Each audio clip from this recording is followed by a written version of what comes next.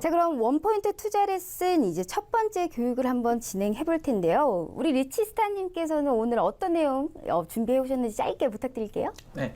그러면은 제가 원포인트에 대해서, 원포인트 매매 전략에 대해서 제가 나가서 한번 좀 설명을 드리도록 하겠습니다. 이 전날 FOMC에서 기준금리를 좀 0.25% 인하했습니다. 그렇기 때문에 이 시장은 좀 종목별로 이 변동 장세가 좀 펼쳐지는 이러한 양상을 보이고 있는데, 이런 현 시장 속에서 어떻게 투자 전략을 하실 거고 어떤 마음가짐을 가질 건지 우리가 한번 이제 함께 들어보도록 하겠습니다. 리치스타님 시작해 주세요. 네. 자, 일단은 일단은 이거는 제 홍보라고 해야 되나요? 네. 그건 아니고, 제가 이제 대회에서 해외 선물 전문가들만 나가는 대회가, 전문가들만 초청받아서 대회를 열었는데, 제가 이제 거기서 뭐 2개의 리그가 있었는데, 뭐 배틀 리그와 누적 수익 리그가 있었는데, 둘 다 제가 압도적으로 좀 우승을 해서 그런 부분들이 있어서 제가 조금 한번 좀 보여드리고 넘어가도록 하겠습니다. 어차피 이거는 뭐 그냥 한번 보고 넘어가는 거니까. 자, 제가 이제 일단은 제가 누군지 모르시는 분들도 좀 있을 것 같아가지고, 저는 이제 전문가 리치스타라고 하고요. 일단은 전문가 대회에서 웬만한 데에서는 거의 대부분 1등을 해서 우승을 했던 전력이 좀 있고요.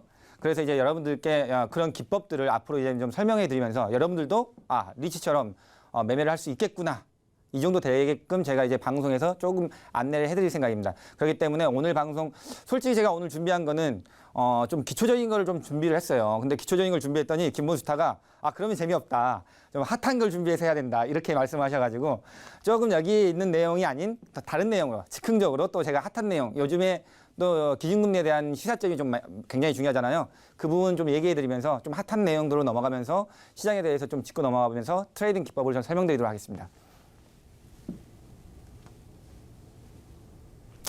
자, 뭐 보시면 알겠지만은 시장에서 가장 중요한 거는 해외 선물 할 때는 결국에 뭘까요?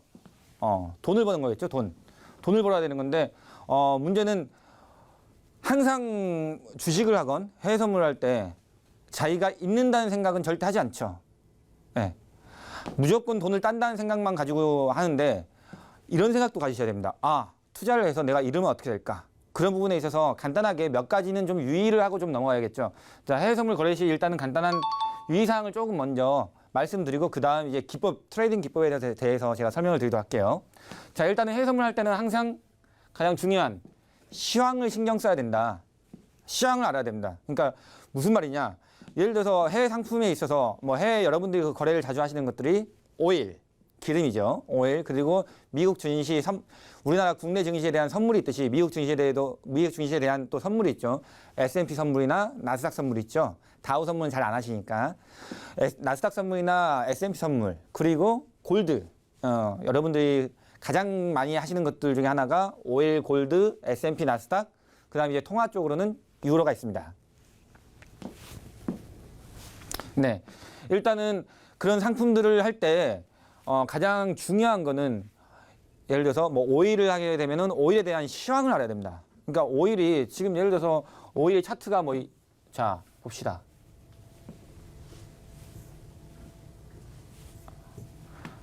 네. 자, 오일 차트가 간단하게 오일이 이렇게 가다가 이렇게 떨어지고 있다. 간단하게. 이런 적이 있었어요. 이런 적이 불과 몇 개월 전에, 제가 이제 생방송 계속 하고 있을 때였는데, 오일이 42달러였죠. 그때 42점 중반대, 뭐 40.50이라고 합시다. 거의 한 요 정도까지 오일이 떨어졌었는데, 오일이 42.50까지 떨어지고 있을 때, 이때 왜 떨어지는지 이유를 알아야 되는데, 이유도 모르고 그때 당시에 뭐 예를 들어서 70달러를 넘긴 상태에서 거의 75달러에서 42달러까지 쭉 떨어졌었는데, 그렇다면은 이게 얼마나 많이 떨어질 건지, 또는 얼마나 떨어지고 다시 오를 것인지, 이걸 알아야지 매도에, 내려간 데에 투자할지 올라간 데에 투자할지 결정할 수 있을 거 아니겠습니까? 그래서 만약에 예를 들어서 자신이 자기는 한 50달러 또는 한 55달러까지 내려오면은 매수를 좀 하고 싶었는데, 뭐 이런 분들이 좀 많았어요. 그래서 뭐 55달러에 매수를 했다. 중장기적으로 가졌을 때. 그럼 42달러까지 가면 어떤 상황이 나오냐? 다 컷입니다. 다 컷. 다 손절되는 거죠. 다 손절되는 거죠. 왜냐하면은 55달러에서 42달러면은 한 계약당 약 1,300틱 정도 되죠. 그죠? 1300틱 정도 되기 때문에 이 1300틱을 견딜 수가 없다. 한 계약당 1300틱을 견딜 사람은 없죠. 그렇기 때문에 다 손절이 나가는 거죠. 결국에 어디 부분에서 포지션을 잘 잡느냐는 트레이딩 기법에 다해서 있는 거고, 중요한 거는 시황. 이때 오일이 75달러에서 42달러까지 곤두박질을 쳤을 때 뭐였죠? 트럼프가 계속 그랬죠. 오일의 가격이 너무 비싸다. 오일의 가격이 좀 떨어져야 된다. 유통망을 늘리겠다. 이런 트럼프의 이슈들이 굉장히 많이 부각이 됐었습니다. 그래서 42달러까지 떨어졌었는데 42달러를 찍고 이제 오일은 다시 급반등을 했죠. 65달러 근처까지. 그죠? 66달러였나? 그 정도 올라갔을 겁니다. 자, 그러면은 자, 시황이란 거를 어떻게 아느냐? 여러분들이 시황을 받아들일 때 잠시만요. 여러분들이 시황을 받아들일 때 나는 시황을 볼 수 있는 방법이 없어. 어떻게 봐야 됩니까? 이렇게 하는데 증권정보 사이트를 보시면은 웬만한 건 다 나와 있습니다. 근데 좀 더 빠르게 받으려면은 통신적으로 받아봐야죠. 블룸버그 통신, AP 통신, 로이터 통신 이런 데를 받아볼 수가 있는데 이 부분은 제가 이제 다음 주 정도에 정확하게 좀 더 여러분들이 빨리 받아볼 수 있는 방법을 그 통신들을 직접 보여드리면서 설명을 해드리고, 오늘은 시간적인 여유가 그렇게 많지는 않기 때문에요. 일단은 이 부분들 먼저 설명을 드리고 난 다음에 제가 이제 차트에 이제 넘어가서 또 설명을 드리겠습니다. 자, 그러면 이제 두 번째로 해외 선물 거래할 때 또 유의점은 기본적인 이제 메커니즘을 알고 있어야 되죠. 메커니즘. 즉 한마디로 메커니즘 어떤 얘기냐? 오일이 무엇이고, 골드가 무엇이고, 유로가 무엇이고 이런 것들이 무엇인지 알고는 해야 될 거 아니에요. 그리고 상관관계. 오일이 올라가는데 왜 미증시가 같이 올라가나요? 미증시 떨어지는데 왜 오일은 아무 일도 없는데 오일 같이 내려가나요? 이런 상관관계. 즉 메커니즘을 이해를 해야 오일이 떨어질 때 왜 미증시가 같이 떨어지는지, 그럼 골드가 올라가는데 골드가 떨어지는데 왜 미증시는 올라가는지, 이런 상관관계를 알 수가 있는 거기 때문에요.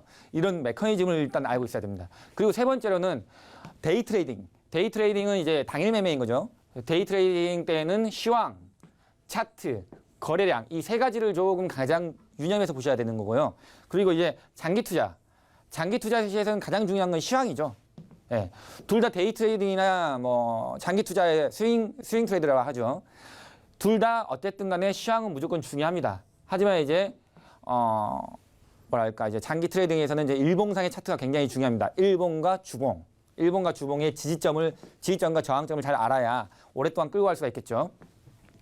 자, 그리고 이제 마지막이죠. 뭐 오늘 이제 유의점이라고 했는데, 해외 선물에 대해서 이제 유의점, 원래는 제가 오늘 국내 주식을 설명드리려고 했는데 또 김몬스타가 국내 주식을 또 들고 오셔서 제가 이제 급선을 했습니다. 해외 선물로. 다음 주에 뭐 상황을 좀 보고 주식도 좀 설명드리면서 해외 선물 뭐 또 계속적으로 설명을 드릴 텐데, 자, 일단 해외 선물할 때 네 번째 유의사항은 해지 매매를 하지 않는다입니다. 보편적으로 거의 대부분의 트레이더들이 해지를 해야 되는 거 아닙니까? 라고 99% 다 얘기합니다. 전문가들까지도 분명히 해지를 해야 된다고 그렇게 얘기를 합니다. 근데 그건 정말 바보 같은 생각이죠. 왜 해외 선물할 때 해지를 해야 되죠? 계약수를 줄여야겠죠. 자기가 10계약을 들어간다면은, 자, 해외 선물에서 해지 매매를 하는 건 굉장히 멍청한 짓입니다. 왜냐? 둘 다 손실이 나버릴 수가 있어요. 가격 괴리가 생겨가지고. 둘 다 손실이 날 수가 있고, 오히려 해지를 할 거면은 하나는 내려간다 투자하고 하나는 올라간다 투자할 거면은 아예 그냥 거래를 안 하면 되는 거죠. 그죠? 자, 해지 매매를 하려거든 아예 그냥 계약수를 자기가 10계약 들어갈 거 한 2개, 3개만 들어가시면 되는 거고, 그리고 아니면은 아예 그냥 잘 모르겠으면은 해지를 하지 말고 거래를 안 하시면 됩니다. 어차피 해외 선물은 24시간 중에서 1시간 빼고 23시간이 열려 있습니다. 그렇죠? 우리가 메이저들, 그러니까 세력들이라고 하죠. 거래에 있어서 세력들을 이기려면은 결국에 세력들을 이길 수 있는 거는 시간. 우리는 장이 항상 열려 있기 때문에 우리가 들어갈 수 있는 타이밍에 들어가서 언능 수익을 내고 나오거나 아니면은 장기적으로 끌고 가거나 이런 시간으로서 우리가 이길 수 있는 방법, 이게 가장 중요한 거죠. 자, 어쨌든 간에 뭐 해지 매매 같은 경우 이런 예가 있죠. 뭐 엔화를 매수했는데 골드는 매도해버리고, S&P는 매수했는데 나스닥은 매도해버리고, 굉장히 바보 같은 생각입니다. 이거를 해야 된다고 생각하시는 분이 있을 수도 있는데 절대 해보세요. 절대 안 됩니다. 해지 매매하는 거 잘 될 수가 없습니다. 그렇게 될 바에야 계약수를 줄이면 되는 거겠죠. 자, 그러면 일단은 유의사항, 해외 선물 거래 시 일단 유의사항, 돈을 벌기 위해서 가장 중요한 점들에 대해서 간단히 설명해 드렸고요. 그 다음에 이제 기법에 대해서 설명을 좀 한번 드려보도록 하겠습니다. 자, 다음 장을 볼게요. 자, 일단 차트를 보면서 가장 중요한 건 해외 선물 같은 경우는 국내 주식 같은 경우는 일단은 수급이란 게 중요합니다. 차트보다는 수급이 더 중요한데 우리가 해외 선물할 때는 수급을 볼 수가 없습니다. 알고 계시죠? 수급을 볼 수가 없기 때문에 결국에 차트로 일단은 대응할 수밖에 없습니다. 제가 말했죠. 데이 트레이딩 할 때는 차트와 거래량. 이 아래 보시면 이것들이 거래량이죠. 이것들이 거래량이고 다 보시면 알겠지만은 날이 넘어가는 시점에서 전부 다 거래량이 급증하죠. 그 이유는 그럴 수밖에 없어요. 우리나라 같은 경우는 오전 9시부터 주식이 열리는 장이 오전 9시부터 오후 3시 반까지 이렇게 딱 정해져 있지만은 우리나라하고 다르게 미국장 같은 경우는 그러지 않거든요. 미국장은 지금 서머타임을 적용해서 10시 반에 미장이 열리죠. 뭐 서머타임이 적용되지 않을 때는 11시 반에 열리기 때문에 어쨌든 간에 우리나라 장이 막 한참 열려 있을 때, 그러니까 우리나라 장 오전 장과 오후 초반대에는 해외 선물들이 그렇게 많이 움직임이 크지는 않습니다. 하지만은 미장이 열릴 때, 즉 이제 유럽장이 한참 열리고 있고 미장이 좀 열릴 때 대략 한 9시부터 새벽 1시까지가 해외 선물에서는 가장 피크 타임이라고 보시면 되겠습니다. 그래서 그 시간대에 거래량이 좀 많이 몰리고 그 시간대에 파동이 좀 많이 나옵니다. 아시죠? 자, 그러면 이 차트에 대해서 제가 간단하게 설명을 드릴게요. 이건 제가 방송에서 이미 화요일 날 해외 선물 직접 제가 이제 플랫폼 방송에서 직접 회원분들과 매수를 해서 수익을 냈던 그런 것들 중에 하나인데 왜 거기서 매수를 들어갔는지에 대해서 설명을 드리고 왜 여기서는 오일이 올라갈 수밖에 없었는지 그 부분을 좀 안내를 해드리고 잡는 기법을 좀 설명드리도록 하겠습니다. 자, 일단은 차트를 볼 때는 뭐가 제일 중요하냐면은 추세선과 마디가가 제일 중요합니다. 자, 보시면 알겠지만은 여기 차트에서는 지금 이 뒤에 게 나오지 않는데요. 이 뒤에 보시면은 오일이 이 뒤에서부터 쭉 올라오는 상승 추세선이 3개가 나옵니다. 여기 하나, 여기 하나, 여기 하나. 요 3개가 나오죠. 이 3개가 나오는데 이 추세선을 지지를 받고 올라가는 모양새죠. 결국 그렇기 때문에 이 위에도 이 추세선은 지지 추세선이었긴 하지만은 이제는 저항 추세선으로 좀 변시하는 추세선은 항상 지지가 이런 말이 있죠. 강한 지지는 강한 저항이다 라는 말이 있듯이 결과적으로 추세선이 지지를 받다가 그 추세선이 올라가가지고 그 추세선이 무너지게 되면은 그 추세선이 이제 저항 추세선으로 변하게 되는 거죠. 결국에 자, 이날이었죠. 이날입니다. 그러니까 이제 화요일 날 7월 30일 날 제가 이제 플랫폼 방송에서 매수를 했었습니다. 오일을 어디서 매수를 했었냐면은 뭐 그 방송 녹화 자료도 다 있고 다 있으니까 보셔도 됩니다. 57.05 매수였죠. 자, 이 자리였습니다. 이 자리 이 자리인데 이거를 뭐 확대를 하기는 좀 그러니까 일단 여기 보시면 알겠지만은 이 자리 57.05 자리에서 매수를 했는데 원래는 기다린 게 57. 아니죠. 원래는 57.05에서 기다리려고 했던 게 아니라 원래는 56.94 자리를 기다렸습니다. 56.94 자리를 기다렸는데 56.94 자리가 안 오고 56.96 여기 보이시죠?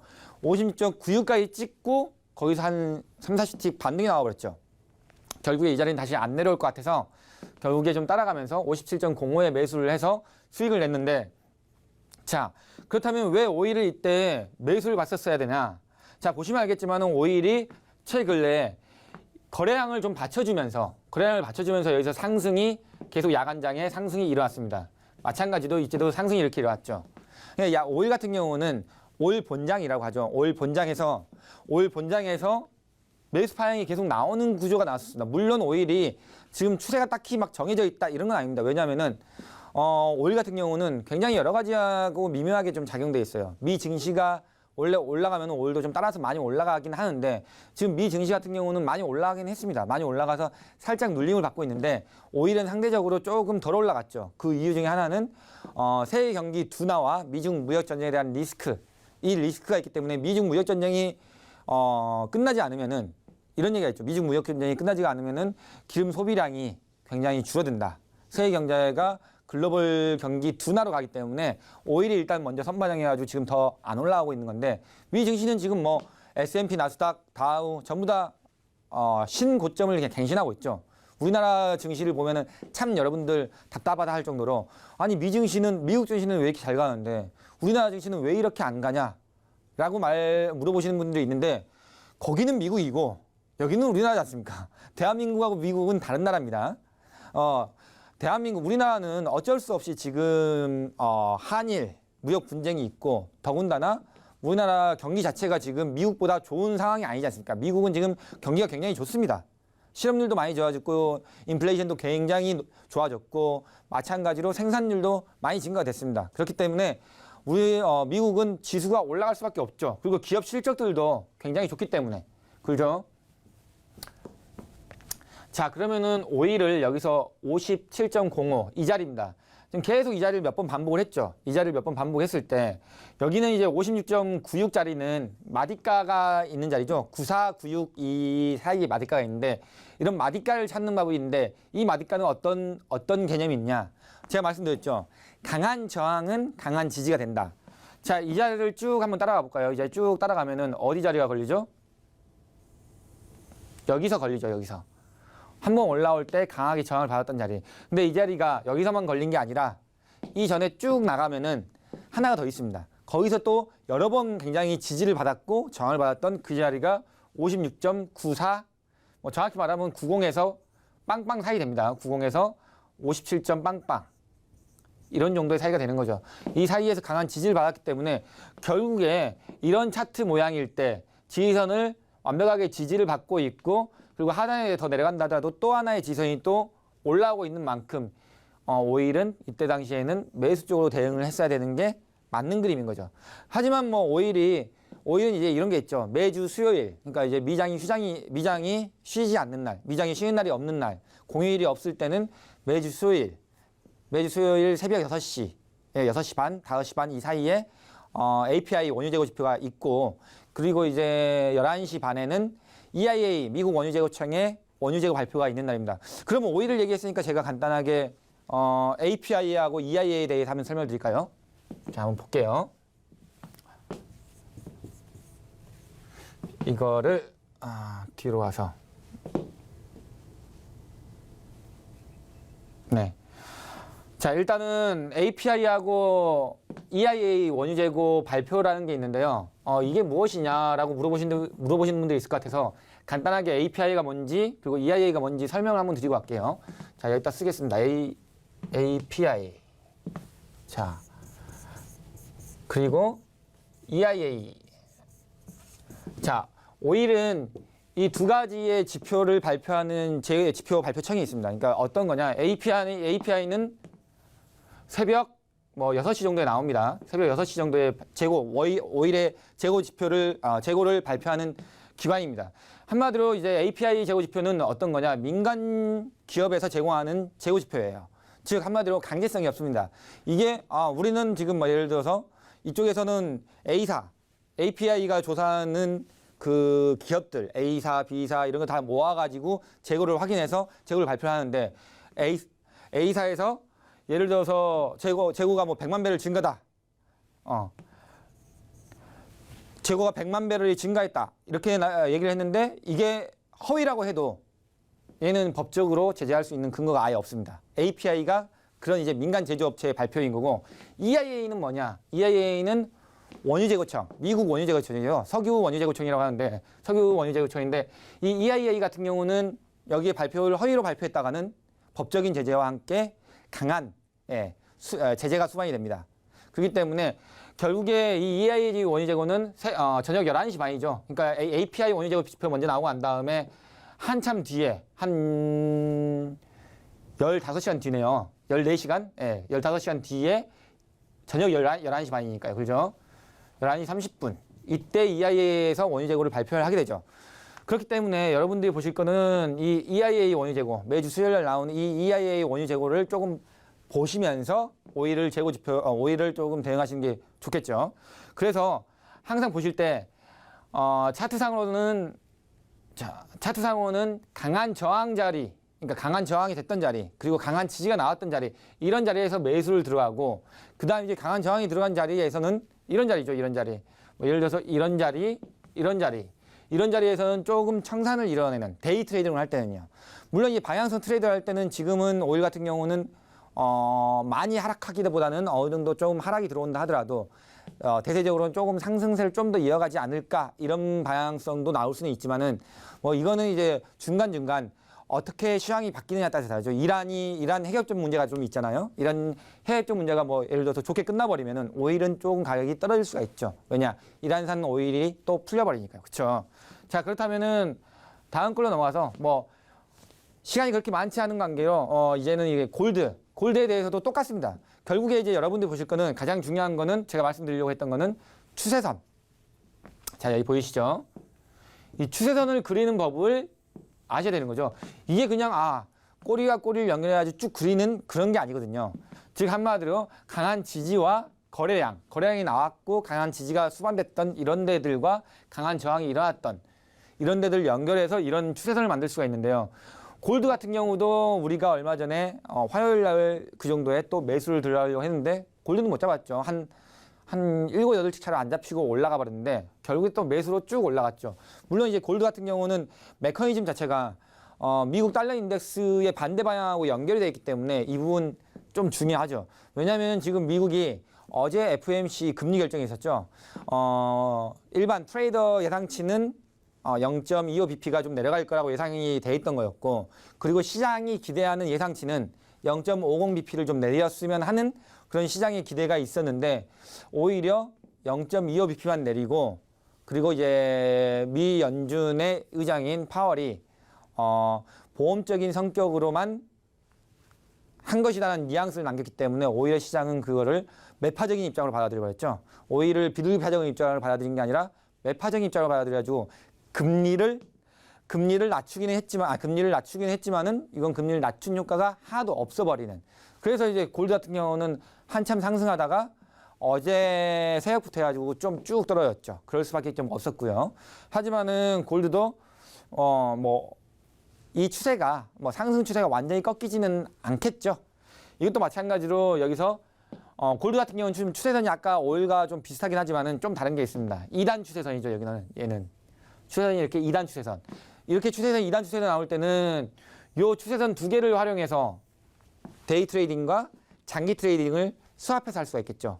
여기서는 데이 트레이딩, 여기서는 장기 트레이딩 이런 식으로 수합해서 할 수가 있는데 일단은 요즘에 이제 FOMC 금리 인하에 대해서 트럼프가 지금 미 연준을 계속 압박하고 있는데 제가 봤을 때는 트럼프도 한번 하고자 하는 거는 이제 계속 밀어붙이는 스타일이기 때문에 비둘기파적인 입장이 좀 더 나오지 않을까. 지금은 이제 일단 이번 어저께 나온 거는 매파적인 입장으로 좀 돌아섰죠. 미 연준이. 예, 돌아섰다고 할 수는 없지만은 그런 뉘앙스를 좀 풍겼죠.